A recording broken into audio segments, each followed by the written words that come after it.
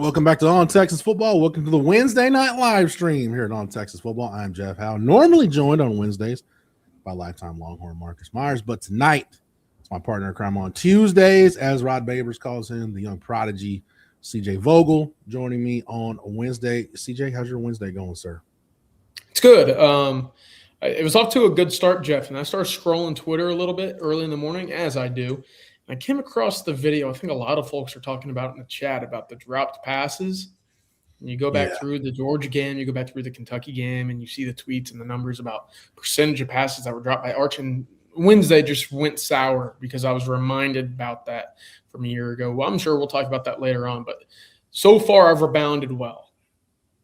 We're going to get to that actually fairly early in the show because there's an anniversary today that got me thinking about Arch and the 27 draft and things that appear to be slam dunks that sometimes aren't, and just the wild way things can go about how you never take anything for granted. So we'll get to that here in just a little bit. Shout out to our sponsors tonight, Andy Ludicky and My Perfect Franchise, our lead sponsor. We'll tell you more about Andy Ludicky and our other sponsors here throughout the show tonight. As always, you got questions, comments, concerns, you want to air some grievances, whatever it is, line it up in the chat. We'll get to it. Super chats, as always, jump to the front of the line. CJ, does the date April 29th, 2006 mean anything to you? April 29th, 2006. This date, 20 years ago. Was that the day the Rangers traded Alex Rodriguez to the New York Yankees?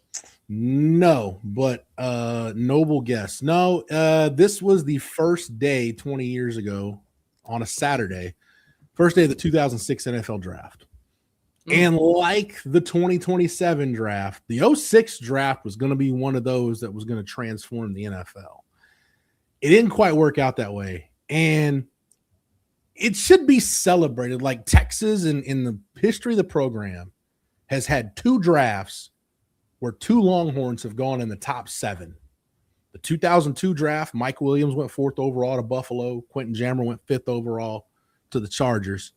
And this draft, 06, VY goes 3rd overall to the Tennessee Titans. Michael Huff goes in the 7th spot to the Raiders. And it should be something we celebrate. CJ and I do celebrate it. But I started thinking about, the 27 draft could be another one of those for Texas to have 2 picks in the top 7. And if everything goes according to plan, Arch Manning could, in some ways, should be the first Longhorn to go number 1 overall since Kenneth Sims did it back in 1982. And I should have been happy thinking about it, but I just got really sad and kind of melancholy about it because I started thinking about Vince Young's NFL career. Yeah. And even I saw a clip today of the draft broadcast, and Chris Mortensen, the late Chris Mortensen, pointed out that, hey, the front office, Floyd Reese, the general manager, and Bud Adams, the owner, they wanted Vince Young. No question. Bud Adams is a Houston guy. He wanted Vince Young. Jeff Fisher and Norm Chow on the coaching staff very much wanted Matt Leinart. And it was oil and water from the start. And I started thinking about it, CJ, and I'm like, it was going to be hard for those guys that were involved in that championship game, especially the three guys that were at the top of that draft, Vince Young, Matt Leinart, Reggie Bush. It's going to be hard for those guys in their football careers to top the pomp and circumstance and hype and lead up to that Rose Bowl and exceed it as pros, even though that's what they were expected to do. Sure. A lot of stuff we talk about with this 27 draft. And the league is much different now, CJ, than it was 20 years ago. But, you talk about VY between the coaching staff not wanting you, the league not ready to adapt to you wanting you to adapt to the league. And Vince has talked about it, some of his maturity issues at the time. He still made a couple of Pro Bowls and was a Rookie of the Year and Comeback Player of the Year one year. But it should have been so much more. His NFL career should have lasted so much longer and been so much more prosperous than it was. Yes. That was really – I'm not going to say how old I was or what school grade I was in at the time, but I remember please don't. Being excited to see what his NFL career would be. And I remember very quickly, as a young age thinking, it didn't make sense that he was the best player in college at the time. And for whatever reason, what he was able to do in college, he couldn't do in the NFL. And it didn't click to me that, your scheme matters. The green light that you have from your coaching staff matters. To me, it was just, hey, Reggie Bush is doing it for the Saints. He's doing it for the Dolphins. He's doing it for almost every team that he was a part of for a little bit before he was getting dinged up. And obviously the Kardashian curse came into effect there. You sat there and said, why isn't this the same thing happening to Vince Young? And, years later, after all of this transpired, you sat there and you said, oh yeah, Jeff Fisher didn't necessarily let the dog off the leash, man. He didn't let him roam free in the yard. And CB hints at it in the chat, and VY has come out and said the Texans had the number 1 pick that year, and VY thought he was going back to Houston, and he was very much in that conversation. And then the Texans kind of surprised everybody shortly before the draft and announced they had signed Mario Williams to a contract. Yeah. And it's just not. I don't know if VY would have. His stock was as high as it was probably ever going to get. Like there was nothing that was going to top that Rose Bowl performance. He had to go. But it's just it's I just wonder how different things could have been for him. And you look at that draft, CJ, by the way, you look at what the careers have been. There's some really good players in this draft. Like Reggie, you realize Reggie Bush never was selected to the Pro Bowl, not once in his career. That does surprise me. AJ Hawk, another guy that productive for the Packers. AJ Hawk never selected for a Pro Bowl. No, I don't believe that. Really? Yeah, AJ Hawk never selected for a Pro Bowl in his career. You've only, as of right now, you've only got one Hall of Famer from this draft. And it's Devin Hester, who went in 2024. And you've got some guys that it's going to take a while if they get there. DeBrickashaw Ferguson is a guy that's probably going to get some mention, but for offensive lineman is tough. Haloti Ngata is a guy that probably should be in the Hall of Fame at some point. But yeah, we look at this 27 draft that Arch Manning is most likely, barring something completely unforeseen, going to be in, and things are trending and should trend away. And if everything goes according to plan, CJ, he'll be the number 1 overall pick. But it's just a reminder of, man, as good as things look, as sure as things seem, just in the back of my mind, I'm always like, okay, like what could go wrong? Like what could derail this, if anything? Yeah. So I ask you, what could prevent Arch from being number 1 overall this time next year? What could go wrong?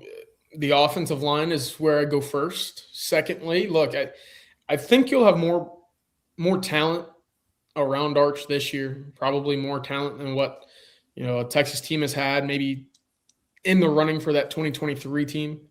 But you sit there and you look at it and you say, okay, they shouldn't fall on your face completely offensively.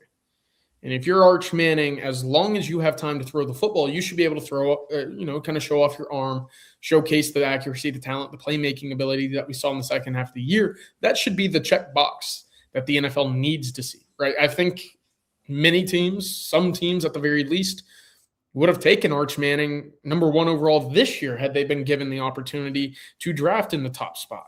So for me, it's stay healthy, make sure that there's protection. And then ultimately, if you're Steve Sarkisian, I don't think there's a way that you can fail. Now, is there a way that you don't have the most explosive offense ever? Yeah, absolutely. Mm-hmm. But in terms of failing, that just means that this offense looked like what it did the first 6 games of the year, where you're struggling to move the football, struggling to get past midfield against Kentucky. You have 1 touchdown in 4 games. Like, that is a failure to me. I don't think it looks like that this year, Jeff. Yeah, and, I was just it makes me feel, maybe it's confirmation bias on my part, but it makes me feel like, okay, my eyes weren't deceiving me, as a lot of the draft folks are starting to watch tape on Arch, and really some college football reporters are starting to watch tape on Arch that maybe didn't follow Texas dirt late in the season. Right. And we sat here on this channel and said, hey, he's getting better. Like, again, starting the second half of the Mississippi State game into the Vanderbilt game, which was about as clean a game as you could have expected him to play against a quality opponent, coming off a week where he had a concussion, got knocked out of the game against Mississippi State in overtime. He was fantastic. And he just kept getting better and better and better, to the point where the Michigan game was probably maybe the best he played all year, especially when you consider the drop, CJ. Like, as good as he was that day, there's a lot of yards, a lot of points, a lot of production left on the field because of drops that day. And now to see people like, whoa, man, Arch had a really good end of the year. Look at this. Wow, man, if he didn't have all these drops, it's like Okay, so the same stuff we were all saying and that I've thought, like everybody's picking up on it now. So it makes me feel there is that little deal in the back of my mind going, okay, could something derail this? But man, Arch feels as close to the only thing I could compare him to. I'm not saying as a player, but it feels a lot like when Andrew Luck was coming out of Stanford, where it's like, man, only just something completely unforeseen is going to derail this. Like the trajectory, the polish, the tools, like it's just it's all there. Yeah, it is. It is. The pedigree is there. What the mental makeup? I don't know if there was a quarterback that went through more scrutiny. That was under a microscope as much as Arch Manning a year ago.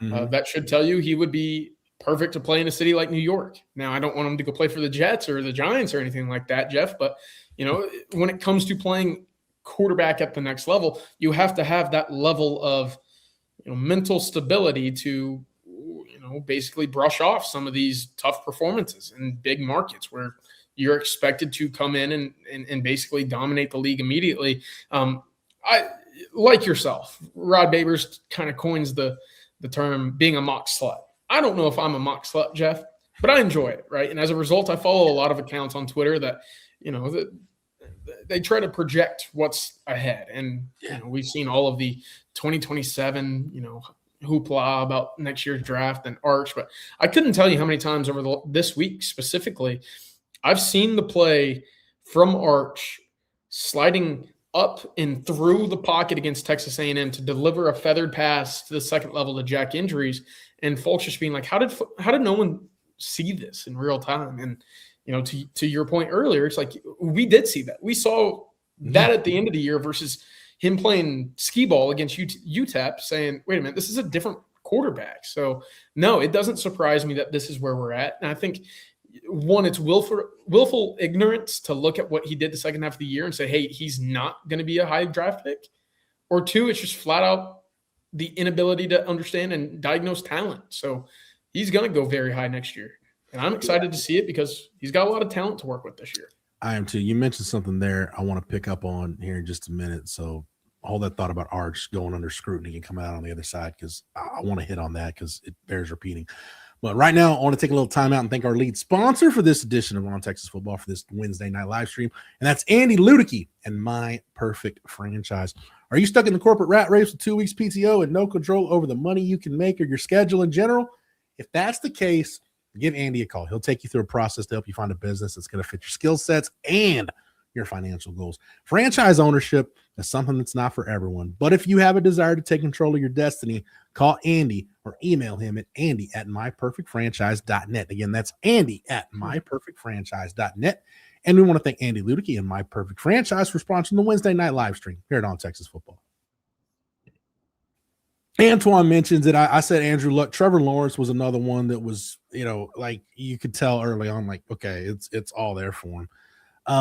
And look, even Andrew Luck might have been a Hall of Fame quarterback had he just not gotten the hell beat out of him in Indianapolis, and I think decided, hey, I'm going to take, my own personal health over putting my body on the line and just hang it up, which it's noble. I don't blame him for it. And Trevor Lawrence is getting to the point, CJ, where he's getting there. So it may take Arch a while, but the bottom line is I want Arch to deliver maybe an SEC title and hopefully get the big one back to Austin before he's done in this last year.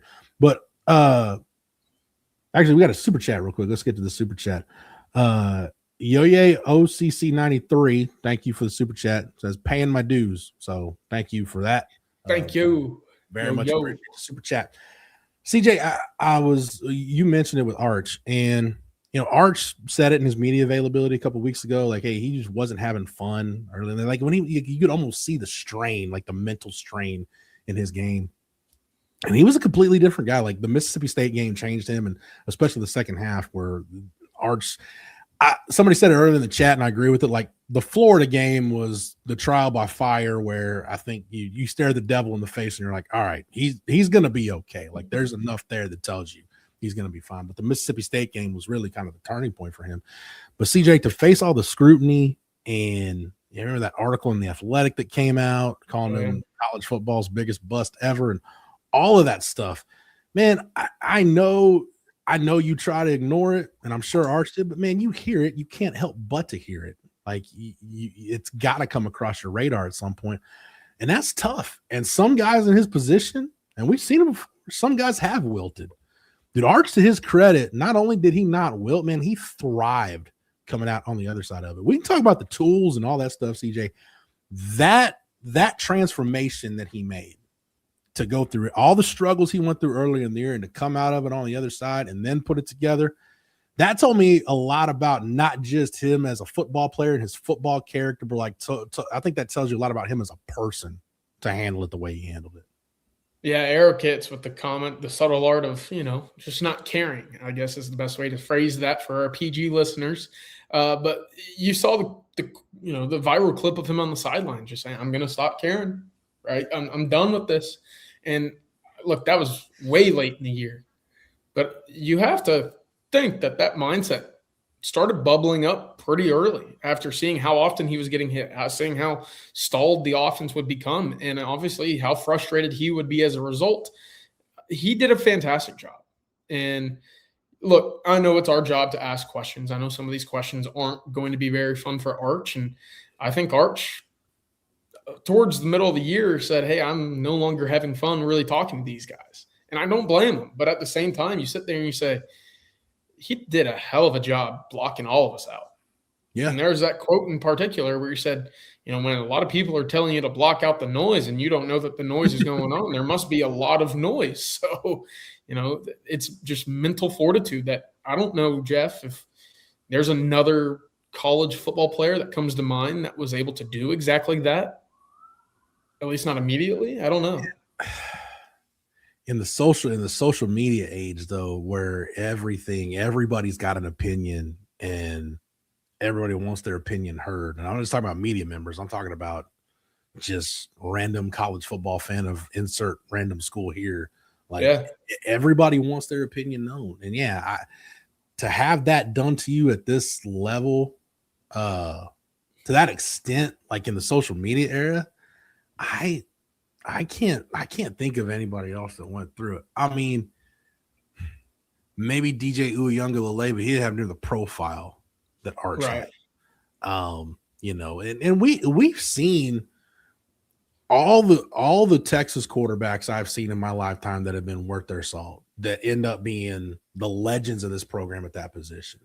They all go through it. I talked about it last year. Like, hey, it could be a slow burn. It was a little slower than I expected it to be. Man, I watched Chris Sims go through it. I watched Major go through it. I watched Vince Young. VY went through it. We talked about VY. Some people in Austin, the media members, you know who you are, were openly saying VY should have moved to wide receiver. I watched Colt go through it. I watched Sam Ellinger go through it. Quinn went through it in 2022. But the ones that end up being special are the guys that come out of it on the other side. You process it, take it for what it is, and you eventually decide. It's interesting. I don't want to get too soapboxy, CJ, about the media-player relationships, but I've come to the point where I'm like, look, it's our job to ask questions, and we're certainly within our right to ask whatever question we want. That doesn't entitle us to certain answers, though. Guys can answer questions however they want. So, if guys want to give short 1-2 word answers, I may not like it, but I get it.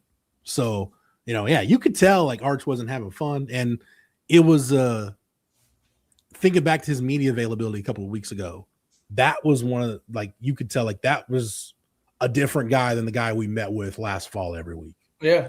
It was like the guy that we got glimpses of a year ago around this time where we said, okay, he's got charisma. He's energetic. He jokes. He's calling out Kurt Bowles for the clothes that he's wearing, right? He said he got no drip. You're like, wait a minute, no one says this. And then middle of the year, it's like, oh shoot. It's like this guy looks like he's lost a dog each weekend almost. So night and day, it feels like we're swinging back on the pendulum back to where we were previously, with the energetic kind of, the Arch that you can joke with. And again, that just senses to me that he's confident. He's having fun. He likes being around the program. He likes being around this team.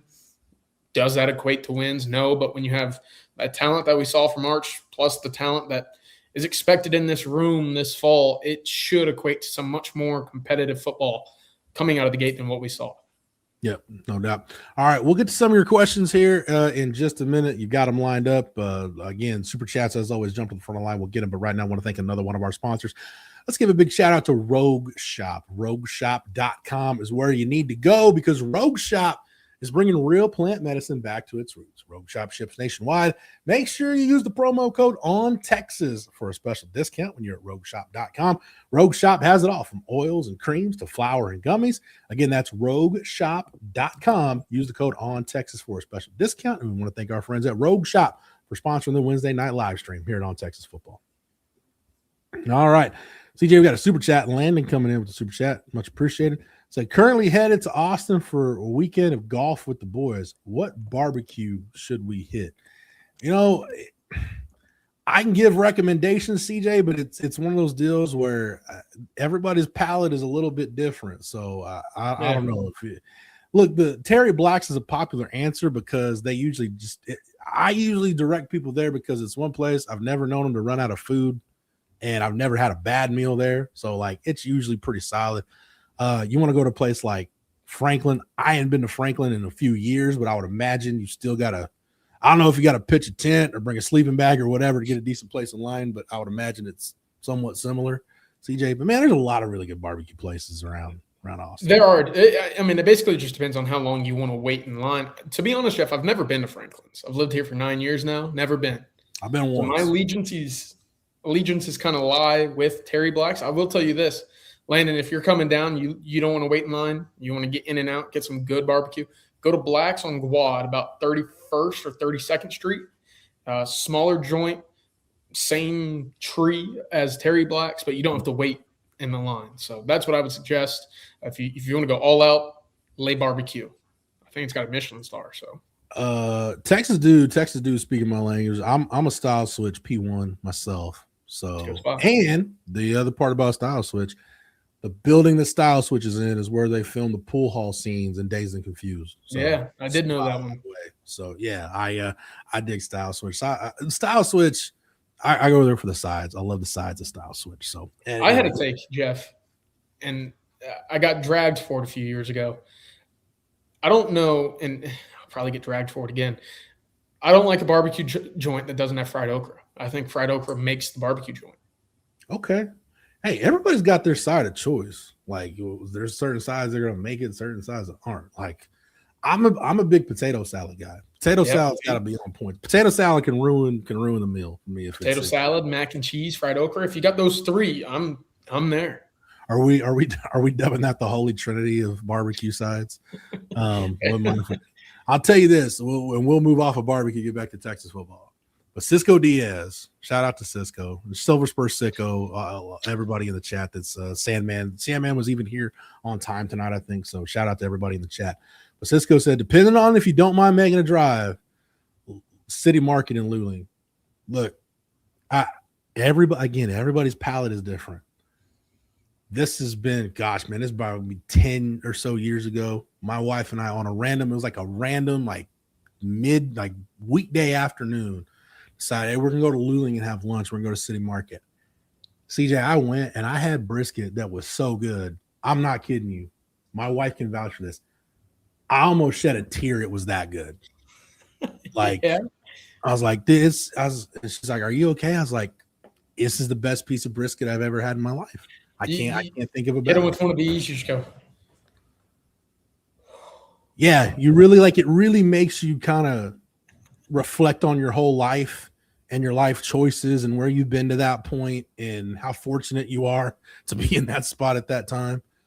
Michael Jordan has his flu game. I've got the barbecue sampling in Luling on that random weekday. Like it was, I don't know what it was about that day, but man, it was great. But I've had Franklin's, I've had Snow's, I've had a barbecue joint in the state that's worked at Salt. I've had it all, but man, that one day, I don't know what it was about the City Market barbecue that day, but it was on point like nothing else. So thank you, Landon, for the super chat. Much appreciate that. Yeah, thank you, Eric Oates. I appreciate that. Let's see, CJ, let's get to some questions. Kyle asked, so does the SEC have to decide by tomorrow if the Mississippi State series moves to a doubleheader Saturday because of the weather on Friday, or how does that work? the league will confer with the coaches, and then a lot of it's going to depend on Mississippi State's travel or when are they getting in. I would imagine they're getting in tomorrow. So I would imagine they would probably wait until Mississippi State's on the ground in Austin before they decide anything. But yeah, those conversations based on talking to people in baseball ops over the years and how it works, like, yeah, those conversations are being had right now. So typically though, if they're trying to get out in front of it, we'll find out at some point, probably tomorrow. I would say maybe like Friday morning at the latest. But yeah, Friday weather, CJ, not looking good for baseball on Friday.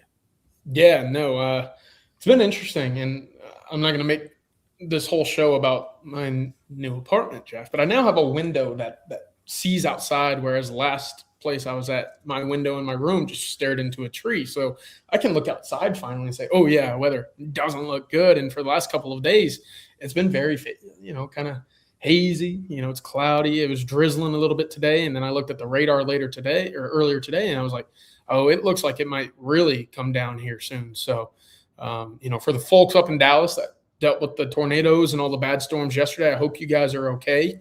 And for the folks down here in Central Austin, brace up, because I think it's, could get pretty scary again this week. Yeah. Hey, real quick, back to barbecue. Bless 32205 says Seguin, Texas has good barbecue. Yeah, Burnt Bean and Seguin, which I went there before it was several years ago, and now I think it was just the last time Texas Monthly released their list of barbecue joints. I think it was number 1. So that is a place where I think you do have to bring a sleeping bag if you're going to plan on eating there. So yeah, Burnt Bean is good. But I like, CJ, I don't turn my nose up at barbecue across the country. Like I've eaten the pulled pork in North Carolina and the Carolinas with Craig Way. Craig actually took me to one of his favorite barbecue places. Hashtag for Craig always on this show. Kansas City barbecue, get you some burnt in. So I'm not gonna turn my nose up at any barbecue across the country. Everywhere is a little bit different, but if you're getting brisket, you come to Texas. Yeah. But hey, real quick before Craig, shout out to Craig Way.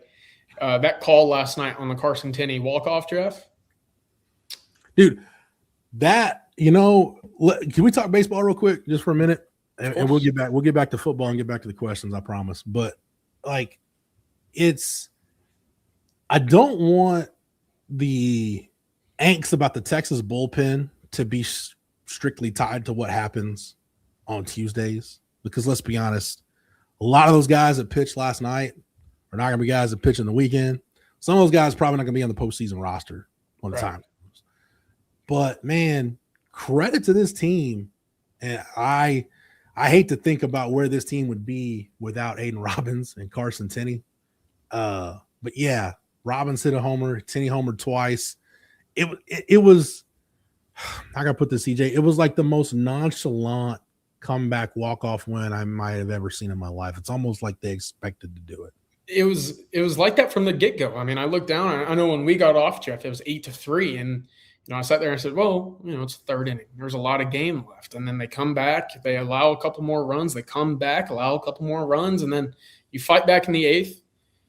Brody Walls, I thought, had a masterful eighth after the leadoff double to strike out the side, and then you get two guys, or a leadoff double once again, and the next ball hit the softball field, and you sit there and say, okay, this might be too much to overcome a 2-run deficit with 1 inning to go, and they rallied. And to your point, you look at what Aiden Robbins has done over the last month. Dude, unreal. I mean, he has been everything I could have imagined and more for Texas this year. I was trying to think of in the portal era, the best portal pickups Texas has had. And by Ivan Melendez doesn't count because Ivan was a JUCO transfer, so he doesn't count.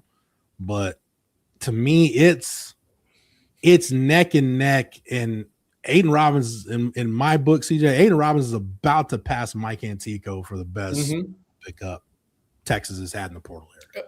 Yeah, I think he will be by the end of it. I mean, again, you look at his body of work so far, how hot he started the year with some of those opposite field home runs, how much he's been able to sustain that level of hitting, which is not an easy thing to do.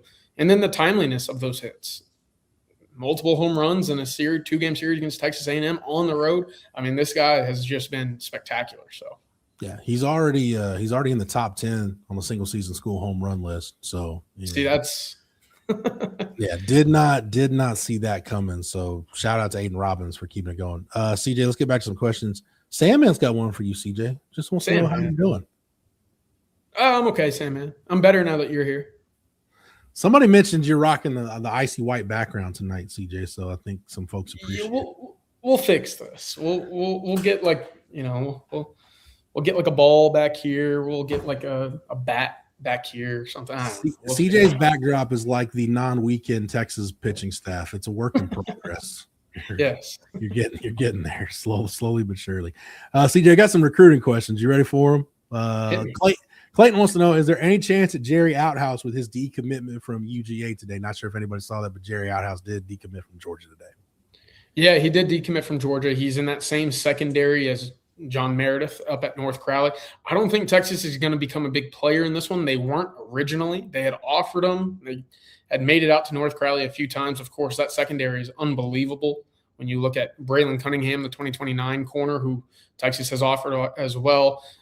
Fats Houston, the safety, one of my favorite prospects in the state this year. So they've been around. Texas is familiar with them. Mark Orfe's familiar with them. But I don't think they're going to continue to push for him. I think there's just some priorities right now at the cornerback position that potentially just move a little bit more swiftly. So we'll see where Outhouse ends up. I'd look at TCU and say that's a perfect fit. All right, CJ, we've got one more recruiting question to get to, and then we'll take a little pause. Cisco Diaz wants to know, is John Meredith third a Longhorn? I keep seeing he is going to be. I bet this is Jerry's high. I asked him about it this morning. CJ, we've if you've been following the recruiting breakdown here on the channel, or anytime we're talking recruiting or our recruiting updates over on TexasFootball.com, Jerry and Hank South have both been all over this, man. They've been talking about Texas has been trending positively for John Meredith for several weeks now.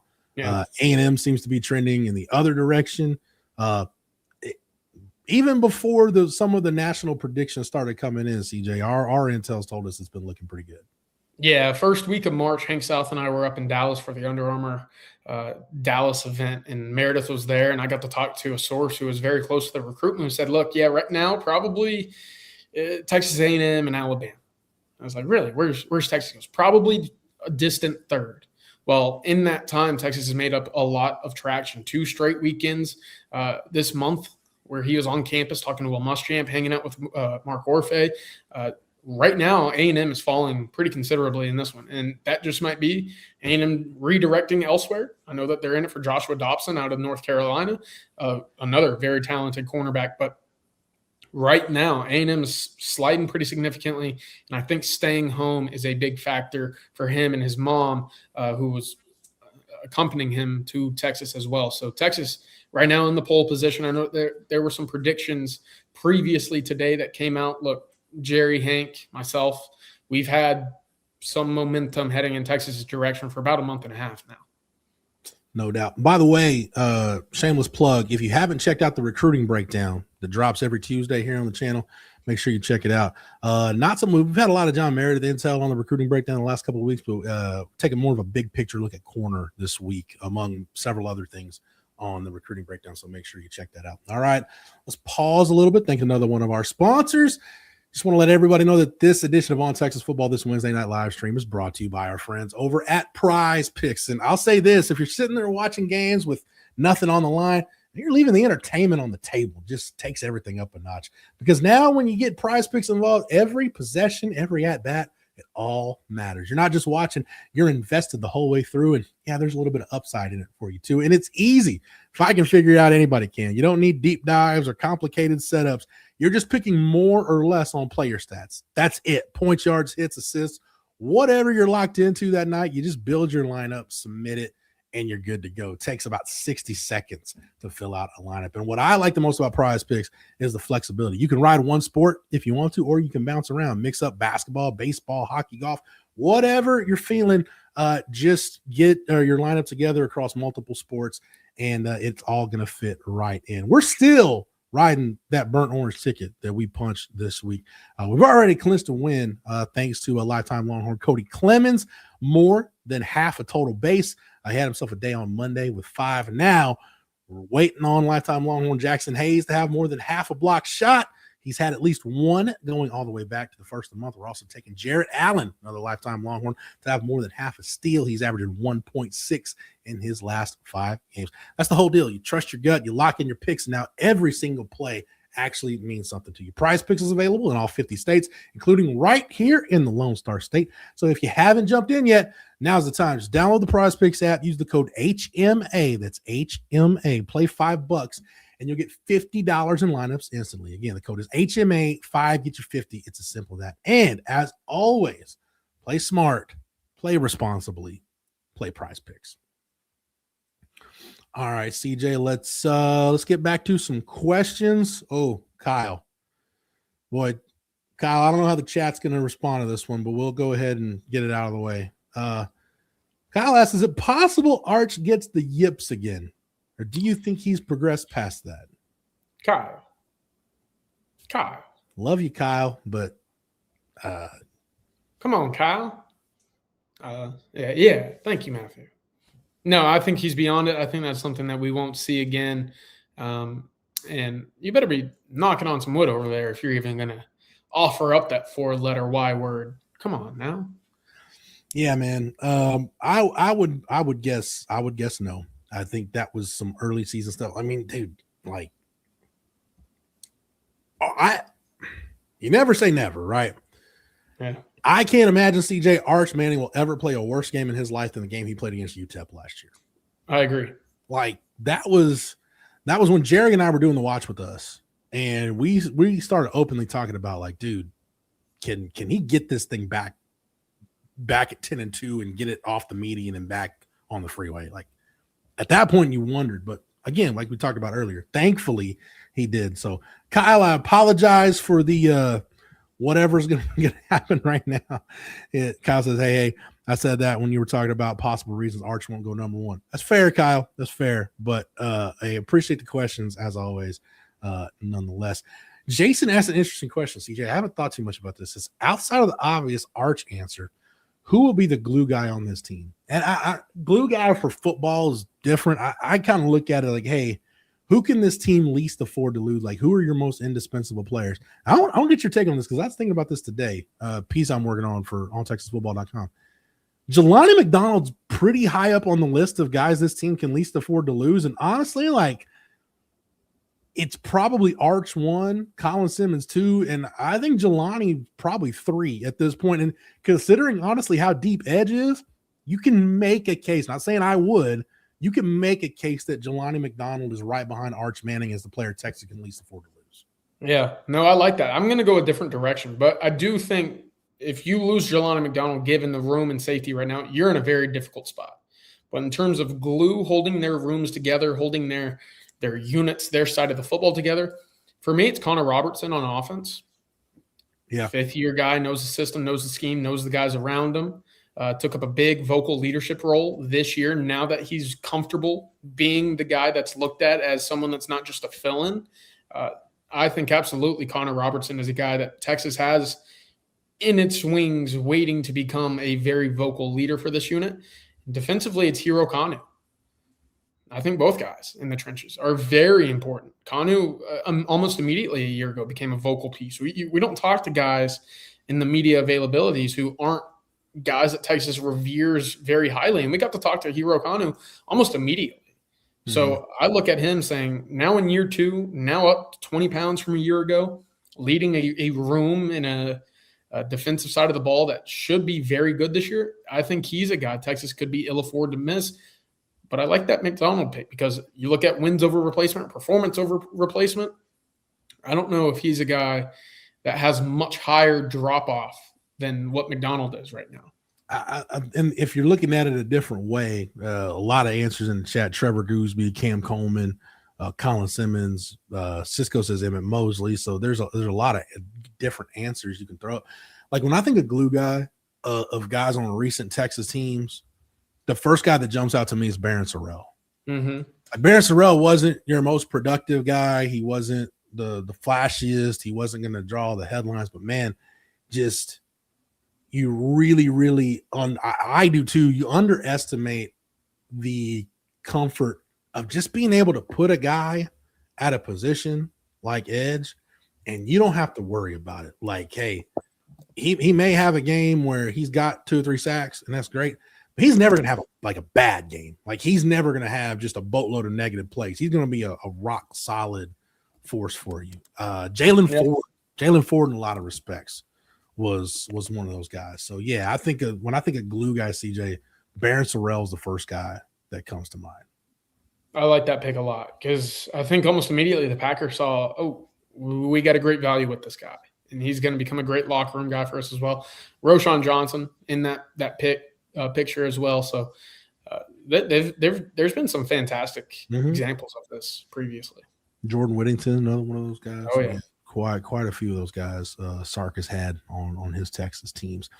Let's see. Cameron says, Jason, thank you for the question. Cameron says, talking about Arch and taking off in the second half of the year last year, said Vince picked it up at the end of his first year starting, made an incredible performance on the national stage against Michigan, then dominated the following year and wins it all. Same story for Arch. I hope so, CJ. I hope so. I do too. And look, it would be quite the story considering where we were, 5 weeks into the season a year ago. But almost by the day, depending on who I talk to, you sit there and say, hey, this is more and more of a possibility rather than just a dream. No doubt. Smooth Bore asks, what team or scheme would y'all like to see Arch in if he declares for the draft next year? I would like to see him avoid going to the Jets or Cleveland just because the track record for quarterbacks going to those franchises hadn't been good. But CJ, I think his scheme is it again, like going back to what I mentioned at the top, like it's a very, very different league that Arch Manning will be entering than the one Vince Young entered, where the NFL has been more adaptable to the college game the last decade or so. Really, I think you look at Patrick Mahomes, I think really changed everybody's mind about adapting your offense to fit what the college game is giving you. From that standpoint, I don't know the scheme is really that big of a deal for Arch. Yeah, maybe not. You still can't be stuck with an offensive coordinator who just doesn't know much or keeps their best players on the sideline, like Arthur Smith, who's now the offensive coordinator up at Ohio State. But the point is you want him to let these guys roam free. Back to that point we were making about Jeff Fisher and Vince Young.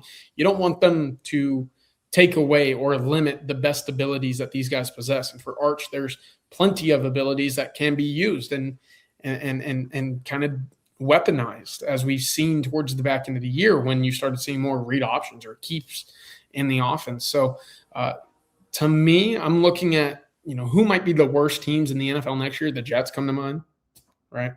The Browns come to mind. I think the Titans will be there. Should a team who has a quarterback end up being the number one pick, they're going to get maybe one of the biggest draft hauls ever for that draft spot from one of these bad franchises to go then get Arch Manning. When you talk about Arch going number one, again, if everything trends the way I hope it does and Arch ends up having the year that I think we all expect him to have, I think the question is real simple, CJ. Hey, if you could draft Josh Allen at the top of the draft, would you do it? If you had a chance to get Josh Allen, would you do it? Yeah. I think that's probably the best comp for Arch at this point. Is Josh Allen just in terms of play style. I thought like Burrow at one point, but I think Arch is more like Josh Allen as a runner. Yeah. Yeah. I mean, look, Josh Allen, rocket arm, massive body. I think Josh Allen, I think if there's one thing right now that you could learn from Josh Allen, if you're Arch, is, hey, take care of yourself a little bit, because Josh Allen almost has no care in the world for where he's getting hit, how he's getting hit, how many times he's getting hit. And we've seen it already with Arch saying, hey, maybe we need to be sliding a little bit more. Yeah. But I like that a lot, especially if you can get to 230 or so.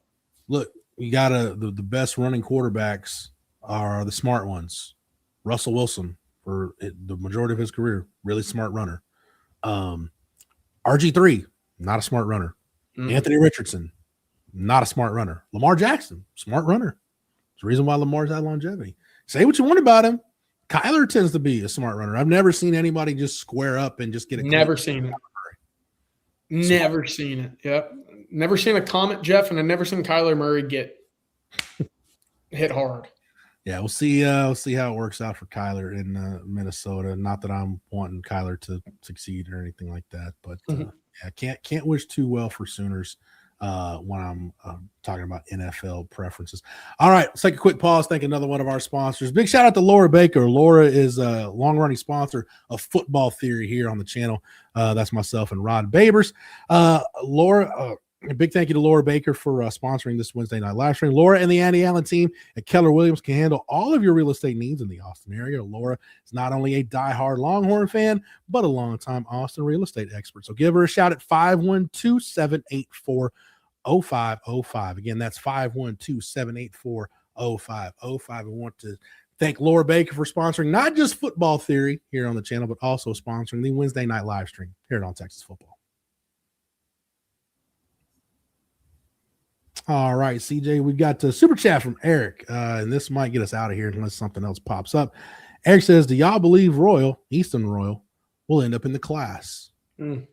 I think he has to, CJ. Like that's when you got to get across the finish line for Decorium Moore and all the other targets we can talk about where you had a big-time wide receiver, you couldn't get it across the finish line. This is when they got him in the boat. They need to bring it into port. I'm with you. And normally I look at wide receiver and I say, hey, man, you can go get one of these guys out of the portal and that'd be great. But you're not looking at a team right down the road. And down the road, I mean, about 7 hours from you, that's figuring to be one of the powers in the SEC with Lane Kiffin and LSU, right? They have their sights on doing exactly that. And the first way that they can really get some steam on momentum is to haul in the kid from New Orleans with 5 stars, the fastest wide receiver that would be a fit in either Lane Kiffin's offense or Steve Sarkisian's offense, right? So I think you have to hold on to him. I'm with you. And additionally, I think he has a fantastic relationship with Chris Jackson. He mentioned that to Jerry Hamilton and I when we were down in Orlando. He's been to Texas the last visit of the spring. He'll be back for an official visit, but it's going to be tough. Florida wants him. LSU wants him. Tennessee is still loosely in the mix. But if you can land him, Jeff, that is a massive, massive addition in this class. One last question, CJ. And again, Eric, thank you so much for the super chat. Silver Spurs Sicko. I always like to end our live stream, CJ, on questions like this. Silver Spurs Sicko wants to know, is the OTF karaoke happening or not? I have not heard confirmed plans for OTF karaoke, but it has been, say, loosely discussed. By who? We're gonna spring it on you, CJ. Oh, yeah. That's all right. I'll be ready. I'm a great karaoke performer. So you just make sure. Look, do what I do. Just make sure you got your two or three go-tos. You got them holstered. You got them ready to go. You'll be fine. Matthew, cue up Since You've Been Gone. Oh, you're going there. All right. Well, interested to see how that plays out, but. No, we may get to karaoke, we may not, but we love talking football here on the On Texas Football live streams, and that is about going to do it for the Wednesday night live stream. So, CJ, I know you had to rearrange some things with moving. How's the moving process going, by the way? Are you done yet? You're done. Done. Then I'll start working on this thing behind me, and we'll be good. We'll be good to go. Nice. So, CJ, amidst everything you got going on, thank you for the knowledge, intel, and expertise, and thank you for hanging out as always. Thank you. Big thank you to Matthew behind the scenes for producing it, the MVP here at On Texas Football, always having stuff ready to go. So thank you, Matthew, for that. Definitely want to thank our sponsors tonight, Andy Ludicky and My Perfect Franchise. I want to thank Prize Picks, Rogue Shop, and Laura Baker. If you're not a member over at OnTexasFootball.com, you still have time to get over to the site and take advantage of our spring sale. When you get over to the site and sign up, use the promo code OTFOG. Become an OTFOG and get 1 year of access at OnTexasFootball.com for just $39.95. Great things happening at OnTexasFootball.com right now. You don't want to miss it, so make sure you get over there and take advantage of the spring sale. Make sure that you hit that like button before we're done.